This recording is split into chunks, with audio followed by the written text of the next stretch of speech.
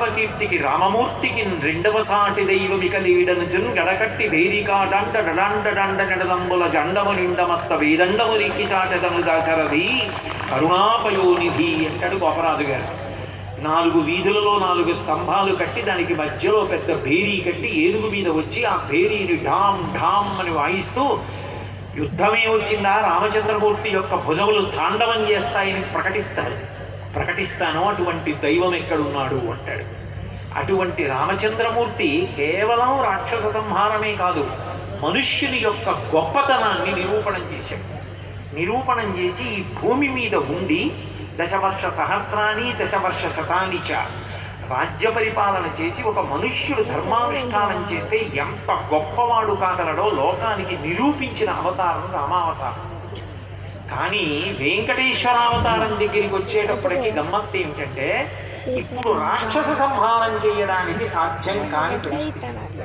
ఎందుకని మిగిలిన యుగాలలో రాక్షసులకు ఒక ఉపాధి ఉంది. వాళ్ళు కామరూపుల రూపం మార్చుకోగలరు, కానీ వాళ్ళకి అంటూ ఒక ఉపాధి ఉంటుంది.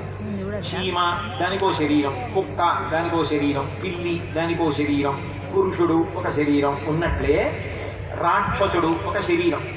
కానీ కలియుగం దగ్గరికి వచ్చేటప్పటికి ఉన్న ప్రమాదం ఏమిటంటే రాక్షసులకు వేరు శరీరం ఉండదు, వాళ్ళు మనుష్యుల యొక్క మనసులలో నివాస స్థానం.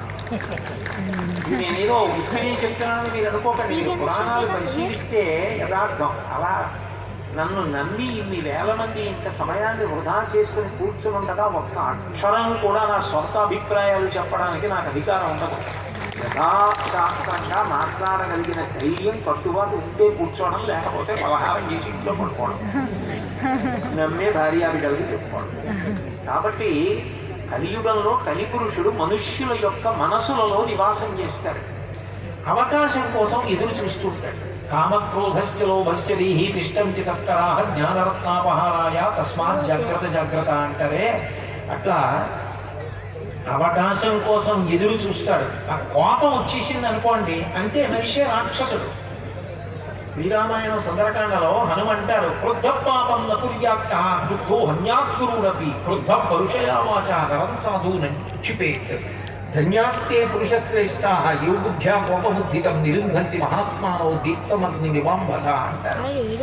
మనిషి క్రోధానికి వశపడిపోయాడు అనుకోండి, ఎదురుగుండా ఉన్న వాళ్ళని చంపేస్తాడు, పెద్దలని చూడడు, అధిక్షేపిస్తాడు, ఎంత మాట అంటే అంత మాట అంటాడు, ఏకవచనం ప్రయోగం చేసేస్తాడు.